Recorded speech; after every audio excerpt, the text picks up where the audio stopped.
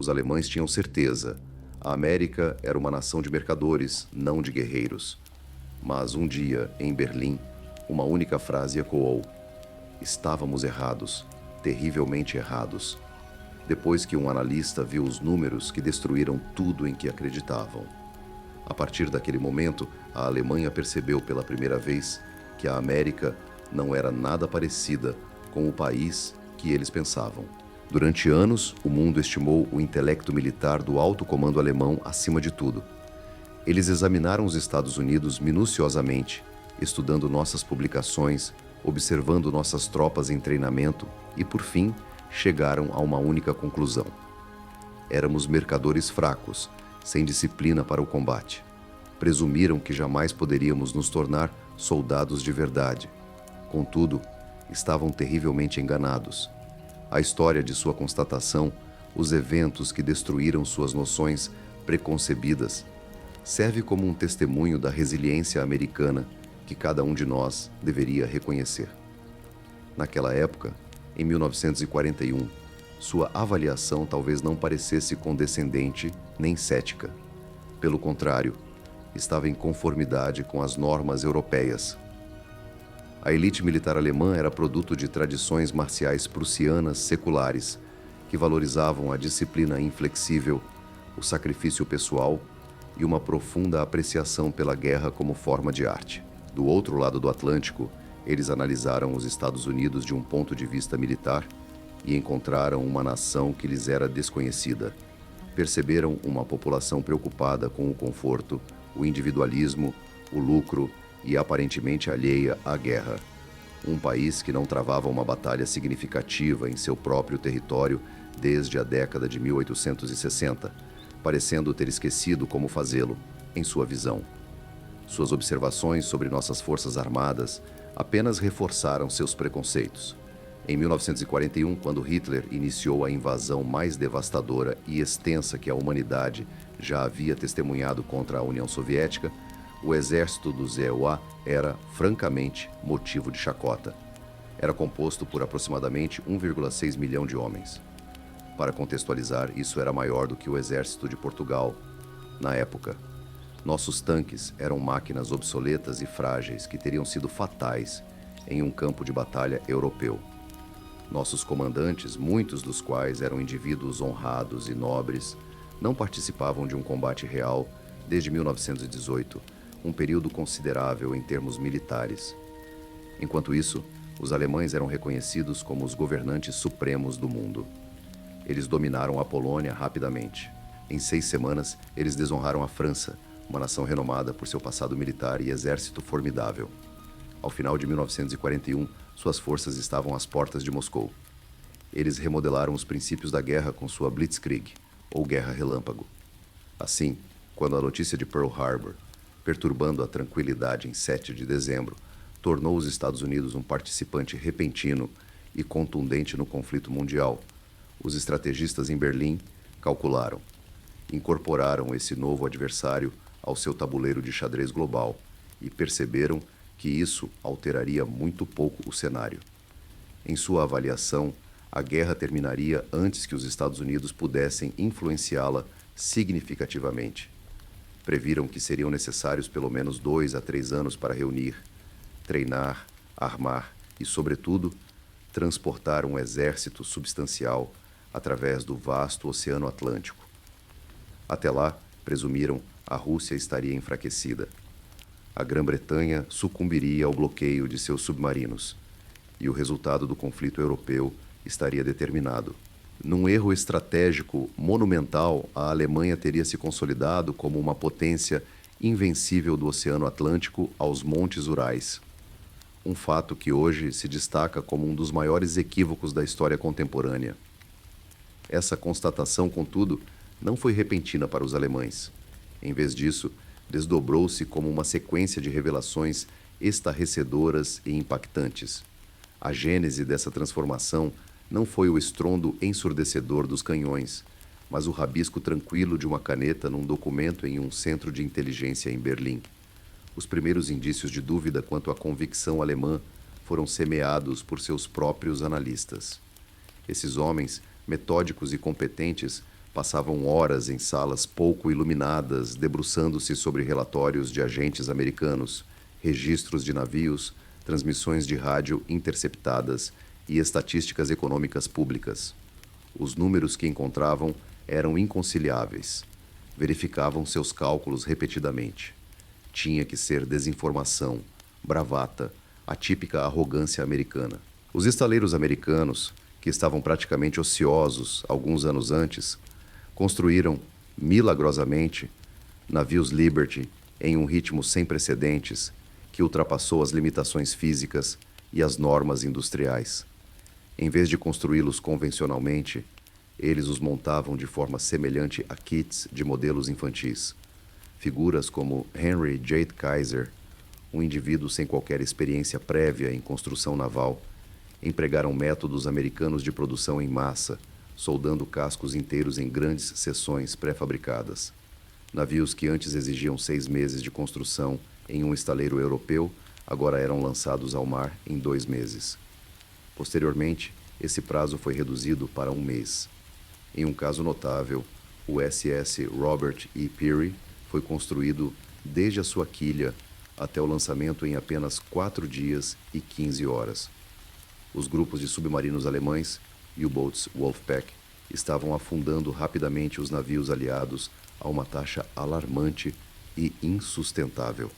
Essa construção acelerada era a melhor chance que eles tinham de derrotar a Grã-Bretanha. No entanto, os analistas financeiros em Berlim começaram a ficar apreensivos. Navios americanos estavam sendo lançados mais rapidamente do que toda a frota de submarinos alemães, em sua capacidade máxima, conseguia afundá-los. A crucial rota de suprimentos para a Grã-Bretanha não apenas resistia, como se fortalecia a cada dia. Como se isso não fosse suficientemente preocupante, informações aéreas pintavam um quadro ainda mais sombrio. Fábricas de aviões americanas, como a enorme fábrica da Ford em Willow Run, Michigan, que se estendia por mais de 1,5 km, estavam produzindo bombardeiros pesados em um ritmo semelhante ao da produção do Ford modelo T. Essa era uma notícia alarmante para os alemães. Havia relatos de que os Estados Unidos estavam produzindo mais bombardeiros B-24 Liberator por mês do que toda a produção anual de bombardeiros pesados da Alemanha combinada. Essa revelação, consideraram eles, era simplesmente irreal e implausível. Dada a economia industrial avançada e altamente eficiente da Alemanha, que havia sido sistematicamente organizada para a guerra total desde 1939, tal taxa de produção parecia improvável. Apesar das afirmações de que os Estados Unidos, envolvidos em uma guerra em 2 oceanos e fornecendo suprimentos para a Grã-Bretanha e a Rússia, superavam o Terceiro Reich em 3 a 5 vezes em certas áreas-chave, os relatórios também destacavam a produção de tanques M4 Sherman americanos. Em contraste com os Panzer alemães, valorizados por sua engenharia de ponta, os tanques Sherman eram produzidos em massa em uma linha de montagem de automóveis, considerados ferramentas práticas e substituíveis, em vez de armas de fabricação artesanal. Os números de produção eram impressionantes: 10 mil, 20 mil e, por fim, mais de 50 mil tanques Sherman até o final da guerra. Os estrategistas alemães verificaram os números 2 vezes, apenas para confirmar a precisão. Os Estados Unidos não estavam simplesmente construindo um exército. Estavam acumulando uma onda gigantesca de aço. Isso era perturbador, profundamente perturbador. A realidade numérica não podia ser ignorada. Não. A guerra é essencialmente um intenso equilíbrio entre efetivos e recursos. No entanto, o alto comando alemão aderiu a uma convicção significativa, uma crença que se provara benéfica por mais de um século. Os recursos não são o único fator crucial. Um comerciante pode possuir o melhor rifle ou até mesmo um tanque, mas isso não o transforma em um soldado ou um tanquista. O teste decisivo, a prova crucial, ocorreria no campo de batalha. E nas colinas áridas e escaldantes do norte da África, no início de 1943, houve um instante sinistro em que pareceu que os alemães estavam inegavelmente certos. O primeiro confronto significativo entre as tropas terrestres alemãs e americanas no teatro europeu tornou-se desastroso para os Estados Unidos. No passo de Kasserine, aninhado nas montanhas acidentadas da Tunísia, as forças americanas inexperientes e sem experiência investiram contra os veteranos experientes e endurecidos pela batalha do célebre curso de Erwin Rommel na África. O resultado foi uma debandada, uma humilhação. Mal orientadas, as unidades americanas se desintegraram e recuaram, abandonando uma quantidade enorme de equipamentos inutilizados, o que deixou os alemães com uma sensação de vitória e satisfação. Vasculhando tanques, armas e veículos americanos abandonados, os soldados alemães sentiram uma onda de confiança ao confrontarem o inimigo que haviam previsto. Fraco, descoordenado, inexperiente e sem espírito de luta. Comparados aos russos, considerados fanáticos pelos alemães, os americanos pareceram excessivamente cautelosos. Eram percebidos como carentes de determinação fanática, segundo um relatório alemão capturado. O alto comando alemão tinha uma convicção inabalável. Apesar dos abundantes recursos americanos, acreditavam que estes seriam desperdiçados devido à inexperiência das tropas e à falta de habilidade dos líderes. O soldado alemão profissional, com seu treinamento superior, perspicácia tática e bravura forjada em combate, neutralizaria a vantagem material americana. Priorizavam a qualidade em detrimento da quantidade, um princípio que norteava toda a sua estratégia militar. Essa crença se manteve, em geral, durante as duras, prolongadas e brutais batalhas na Itália. As forças americanas estavam melhorando, sim, estavam se tornando mais fortes e adaptáveis. Demonstravam uma inquietante capacidade de aprender com os erros e de adaptar rapidamente suas táticas. Contudo, os combates eram árduos e custosos e os alemães se destacavam na defesa. Era uma disputa equilibrada. A crença inabalável e o último bastião da certeza estratégica alemã permaneceram firmes até a manhã sombria e nublada de 6 de junho de 1944. Contudo, nos dias seguintes, essa crença não foi apenas destruída, mas obliterada. A revelação estarrecedora da metamorfose dos Estados Unidos não se desenrolou nas praias de Omaha, embora a história de sua bravura sombria e inimaginável seja uma que todos lembramos e respeitamos. Em vez disso, o verdadeiro choque, aquele que pulverizou o intelecto militar alemão, ocorreu nos dias após o desembarque, enquanto os comandantes, reunidos em seus bunkers, buscavam compreender a verdade sobre o que exatamente estavam enfrentando. A magnitude da frota de invasão em si era impressionante. Mais de 5.000 navios, uma armada tão extensa que congestionou o Canal da Mancha, uma operação logística de coordenação sem precedentes que nenhum exército na história sequer tentara, muito menos realizara.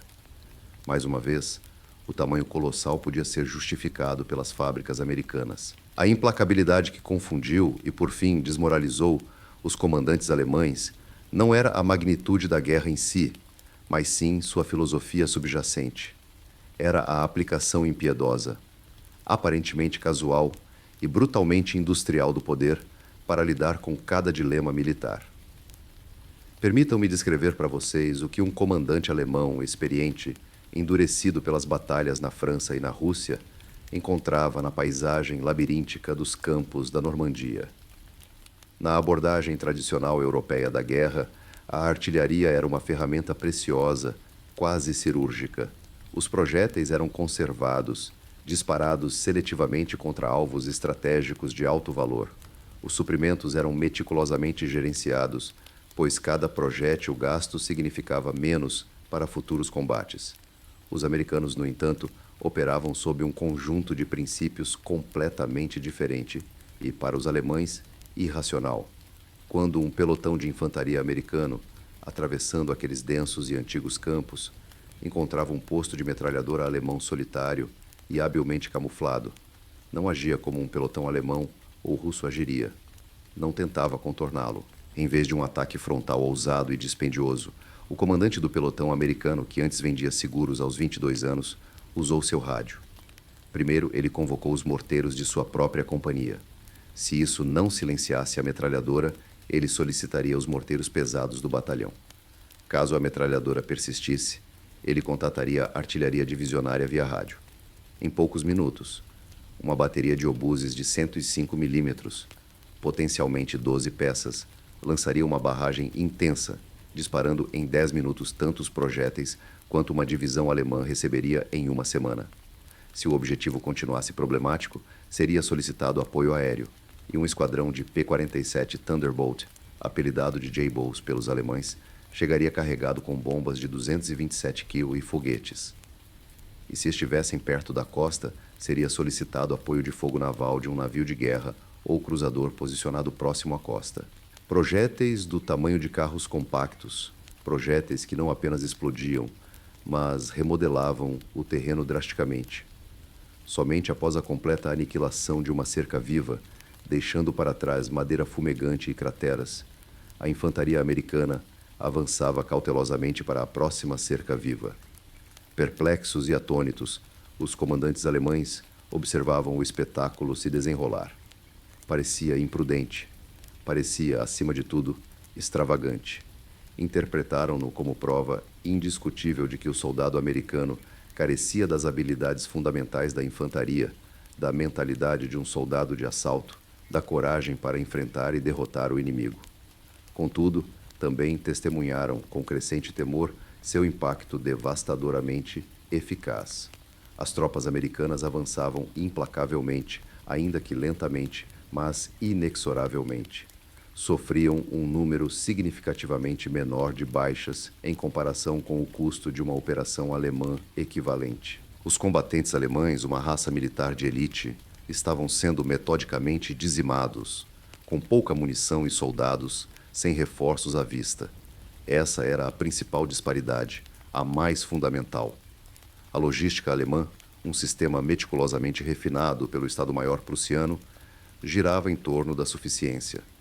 O objetivo era calcular os suprimentos mínimos para uma operação e distribuí-los de forma eficiente, sendo o desperdício a ofensa mais grave. A logística americana, por outro lado, era baseada no excedente e na repetição.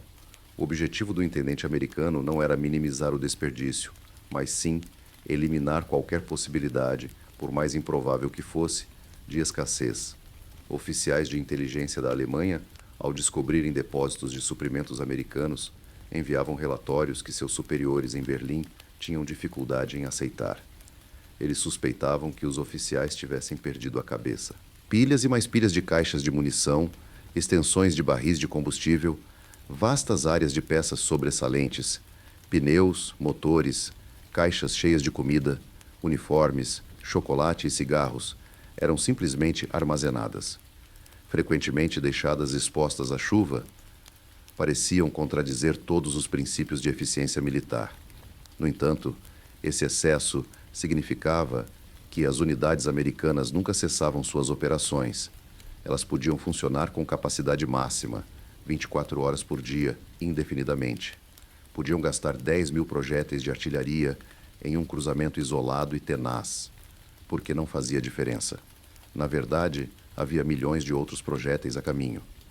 Se você gosta de mergulhar em relatos históricos intrigantes, tanto quanto nós, este é o tipo de história que compartilhamos toda semana.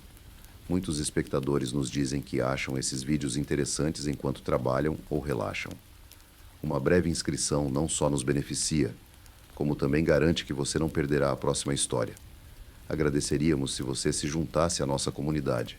Em contraste com o poderio impressionante do poder de fogo americano, outra disparidade, muito mais profunda, se destacava. Essa distinção encapsulava a essência do século XX, uma lição que os alemães assimilaram tardiamente. A divergência era a mecanização. Em 1944, a formidável Wehrmacht, pioneira da Blitzkrieg, dependia predominantemente do deslocamento a pé. Essa concepção errônea da história foi perpetuada por antigos cinejornais. Eles retratam as divisões Panzer, tanques e veículos blindados, levando-nos a crer que todo o exército alemão se assemelhava a essa imagem mecanizada. A verdade reside no fato de que a maior parte do exército alemão era produto do século XIX. Seus suprimentos, artilharia e alimentos dependiam da força animal. Centenas de milhares de cavalos forneciam a tração necessária. Somente suas divisões de elite, as unidades Panzer e Panzergrenadier, ostentavam motorização completa. Apesar de serem uma coleção heterogênea de caminhões franceses, checos e russos apreendidos, eles constantemente sofriam com a falta de dois itens essenciais para seus motores: combustível e peças de reposição. No máximo, o exército alemão no oeste conseguia mobilizar cerca de 2.000 tanques operacionais, cada um extremamente valioso devido à sua escassez. Compare isso com o exército americano que desembarcou na Normandia, que no final do verão de 1944 já havia mobilizado mais de 10.000 tanques e ainda mais chegavam a cada navio. No entanto, essa não era a principal disparidade. A diferença significativa estava nos caminhões. Ao contrário de todo o exército americano, do quartel-general às companhias de fuzileiros, não havia um único cavalo. Em vez disso, cada unidade era totalmente motorizada com veículos novos e padronizados. Os caminhões de 2,5, jipes e veículos semi-lagartas comuns estavam por toda parte, e seu impacto operacional era imenso. Foi esse fator que, em última análise, decidiu o destino da Alemanha. Deslocando-se 160 quilômetros para preencher uma lacuna em sua linha, uma divisão alemã caminhava e levava de 3 a 4 dias. Chegavam exaustos, com os pés ensanguentados e os cavalos cansados, precisando descansar antes de estarem prontos para o combate. Em contraste, quando um comandante de divisão americano recebia a mesma ordem, instruía seus homens a embarcarem em seus caminhões, e eles chegavam à nova frente em 6 horas, intactos, totalmente abastecidos e imediatamente preparados para a batalha. Essa disparidade de mobilidade permitiu que os americanos concentrassem forças rapidamente, explorassem brechas com uma rapidez assustadora e mantivessem um ritmo operacional que o exército alemão, sobrecarregado por sua infraestrutura logística do século XIX, não conseguia acompanhar. Os generais alemães, herdeiros de Clausewitz, estavam jogando damas, enquanto os americanos dominavam um jogo completamente novo, jogado na velocidade de um motor de combustão interna. O ponto culminante em que os generais alemães compreenderam plenamente o fim da guerra chegou durante a Operação Cobra, no final de julho de 1944. Esta operação marcou o grande avanço americano na região da Normandia. Não se tratava apenas de uma batalha, mas de uma operação de destruição em escala industrial. Os americanos reuniram uma força esmagadora, concentrando milhares de canhões em uma pequena e estreita faixa da linha de frente. Em seguida, mobilizaram milhares de bombardeiros pesados e médios para bombardear intensamente o setor escolhido, aniquilando efetivamente a divisão defensiva alemã, a Panzerlehr, uma renomada unidade de elite do campo de batalha. Circularam relatos de que os soldados sobreviventes foram encontrados dias depois, desorientados e sem fala, a quilômetros de distância do local original da batalha. Após essa brecha, as divisões blindadas do general George S. Patton avançaram rapidamente, não com a cautela de antes, mas em velocidade máxima. Elas não pararam para enfrentar as fortalezas, contornando-as para que a infantaria e o poder aéreo as enfrentassem posteriormente. Eles avançavam de 80 a 95 quilômetros diariamente na retaguarda alemã, sabotando rotas de suprimentos, capturando quartéis generais e desmantelando toda a frente franco-alemã. Os alemães retaliaram como de costume. Tentaram um contra-ataque, mas foi inútil. Enquanto suas divisões de tanques se reuniam para sua manobra tática característica, caças-bombardeiros americanos, guiados por observadores terrestres via rádio, mergulhavam como falcões e dispersavam as colunas antes mesmo que chegassem ao combate. Quando os comandantes alemães tentavam estabelecer uma nova linha defensiva, a inteligência de sinais americana, graças aos decifradores de códigos em Bletchley Park e Washington, interceptava suas comunicações, muitas vezes alertando os comandantes aliados sobre suas estratégias antes mesmo de suas próprias forças. O marechal de campo Gunther von Kluge, comandante do exército alemão na França, começou a enviar mensagens desesperadas e urgentes a Hitler em Berlim. Ele detalhou um cenário que não era apenas uma derrota, mas um colapso. Suas tropas eram constantemente dizimadas, não em batalhas heróicas, mas por meio de um desgaste implacável e contínuo que durava 24 horas por dia. Ele elucidou, em termos sombrios e inflexíveis, como cada confronto, mesmo resultando em vitórias locais, era prejudicial à Alemanha. Cada vez que seus homens defendiam bravamente suas posições, consumiam munição indispensável.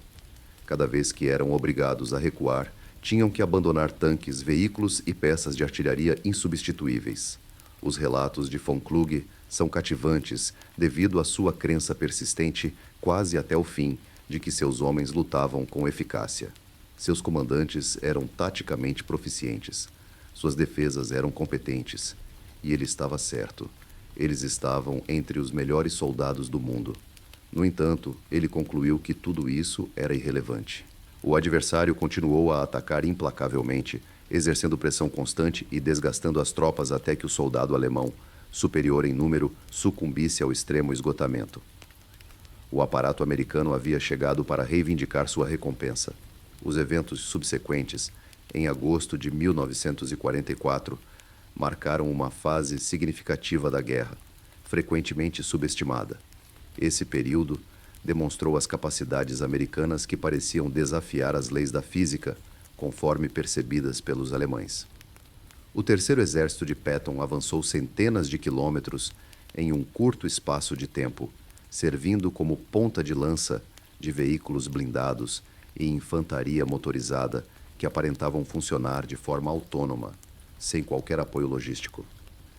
Na realidade, era exatamente o oposto.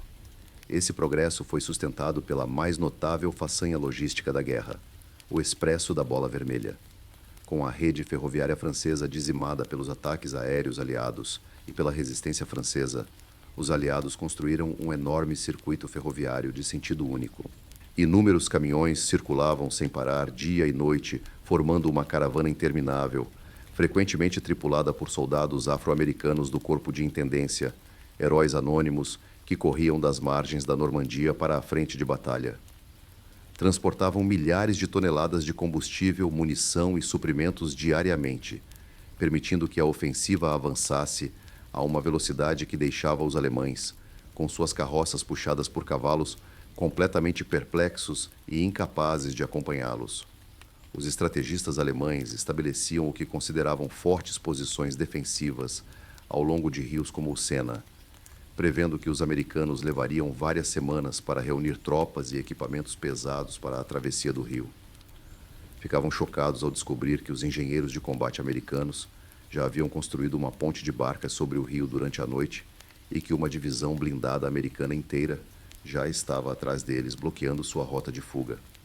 A rapidez, o alcance e o ritmo contínuo de 24 horas das operações militares americanas indicavam um exército que aparentemente havia transcendido as limitações fundamentais de atrito, exaustão e logística que moldaram a guerra ao longo da história da humanidade. Durante esse período, o pessoal de inteligência alemão buscou compreender seu adversário e mergulhou em manuais de campo americanos capturados. Suas descobertas os deixaram completamente perplexos.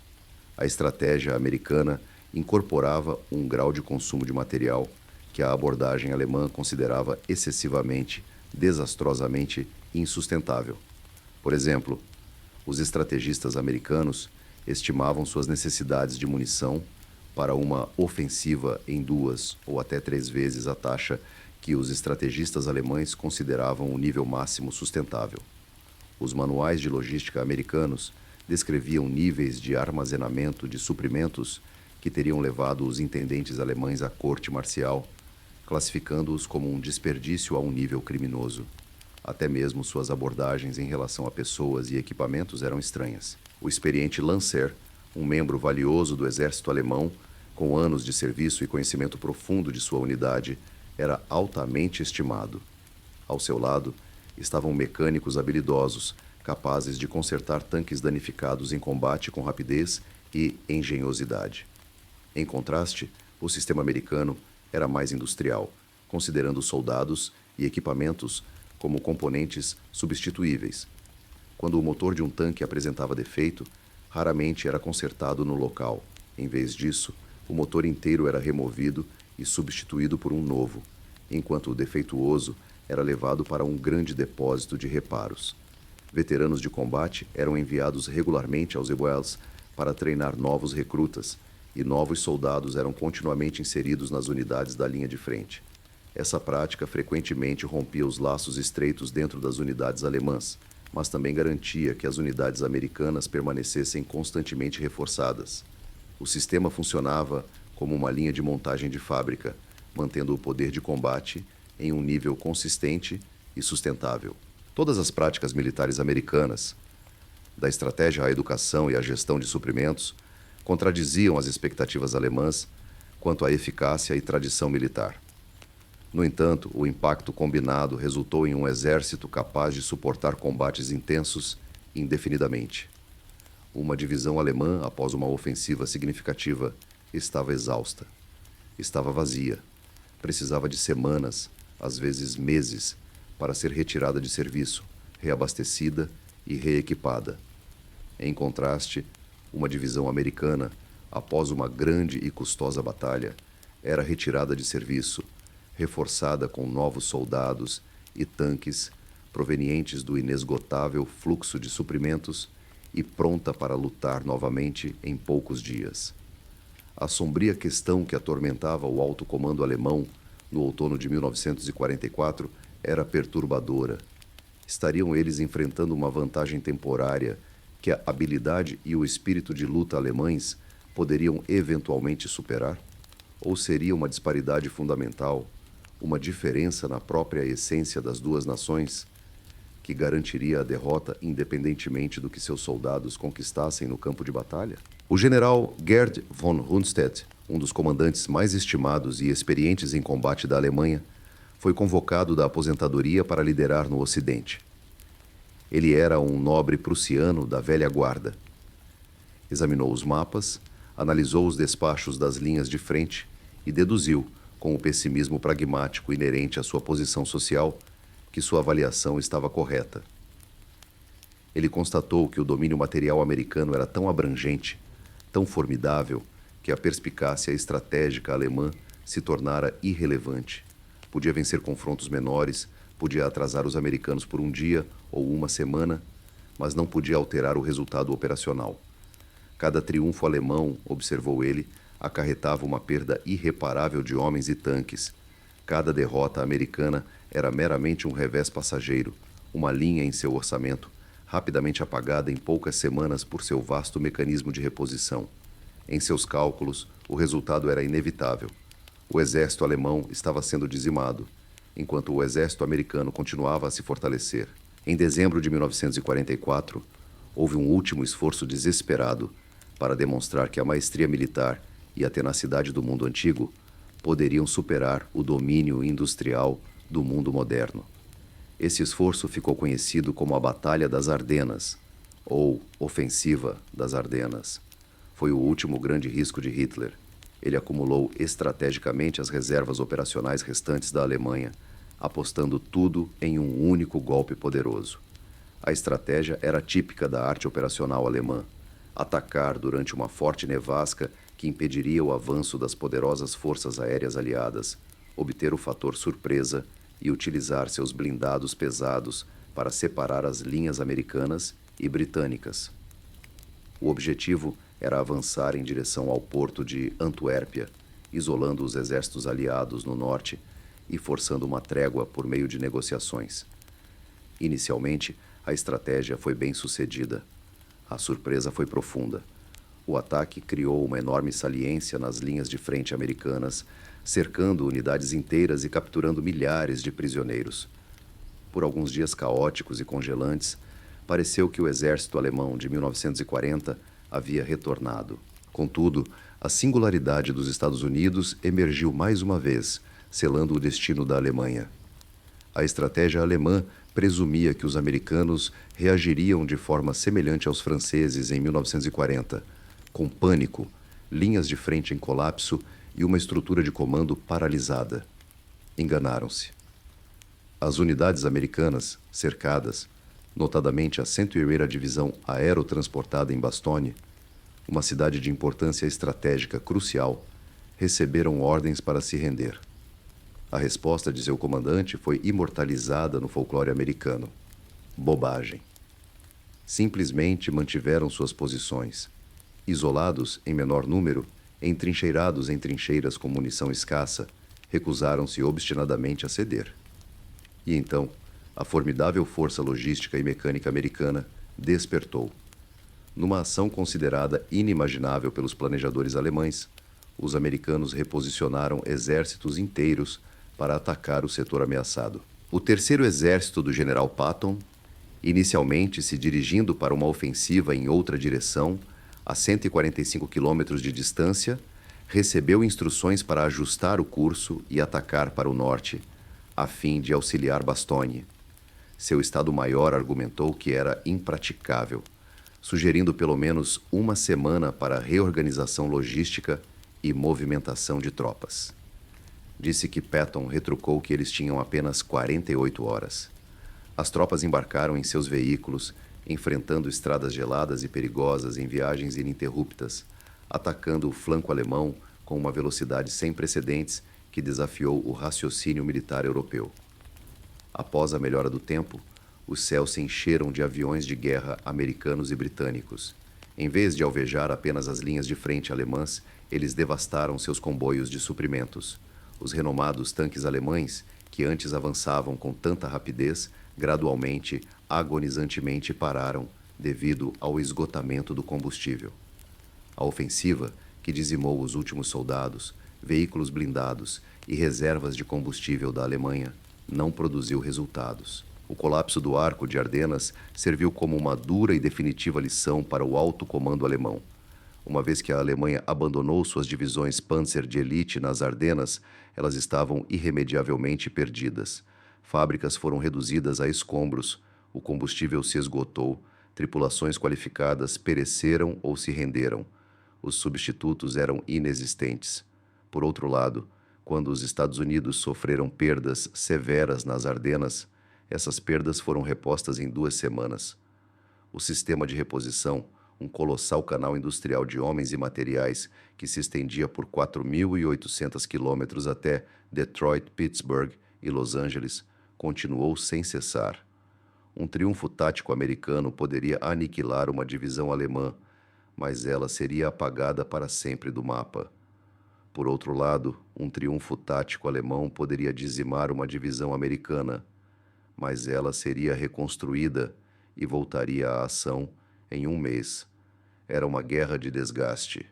No entanto, esta é uma batalha que não se pode vencer contra um adversário que, para todos os efeitos, possui recursos praticamente ilimitados e a determinação para explorá-los. Após a derrota, a correspondência enviada por soldados alemães capturados para casa revelou uma peculiar e severa admiração por seu inimigo recém-reconhecido. Eles persistiram na crença, muitas vezes até seus últimos momentos, de que eram soldados superiores individualmente. Os relatos de suas experiências pós-combate, acessíveis a nós hoje, estão carregados de descontentamento. Eles criticavam amargamente o confronto com um inimigo que se recusava a lutar honestamente, um adversário que invocava uma tempestade de aço e explosivos em resposta a uma única metralhadora. Desprezavam o aparente suprimento infinito de munição dos americanos, sua capacidade de desfrutar de refeições quentes na linha de frente e sua habilidade de repor baixas e perdas rapidamente. Veteranos alemães da Frente Oriental, ao serem realocados para o Oeste, fizeram uma comparação muito perspicaz. Afirmaram que enfrentar os russos significava lutar contra ondas humanas, homens que podiam ser dizimados se a defesa fosse forte e a coragem permanecesse inabalável. No entanto, alegavam que enfrentar os americanos significava confrontar uma máquina. O cenário exigia o confronto com uma avalanche de poder de fogo que, com duração suficiente, acabaria por dizimar sua fortaleza, reduzindo-a a ruínas. Os americanos pareciam possuir tempo inesgotável e um suprimento abundante de munição. O que deixou os oficiais militares alemães atônitos e petrificados foi o aspecto organizado de suas operações. Os americanos encaravam a guerra como um problema industrial, a ser resolvido com máxima eficiência e poderio avassalador. Eles não se apoiavam em costumes militares milenares. Em vez disso, moldavam soldados competentes por meio de treinamento rápido e padronizado.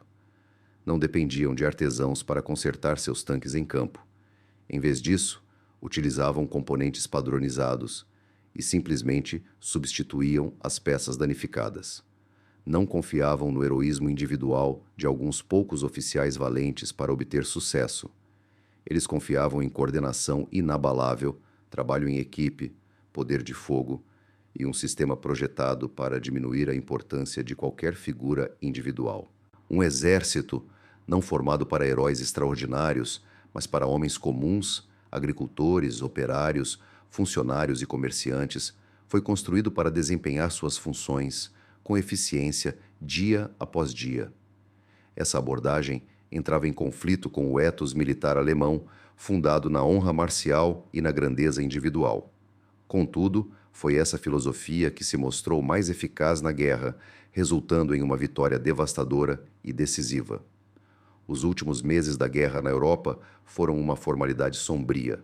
O exército alemão deteriorou-se, empregando soldados de apenas 12 anos e homens na casa dos 60, a Volkssturm, armados com foguetes Panzerfaust de disparo único e um zelo suicida cada vez mais desesperado.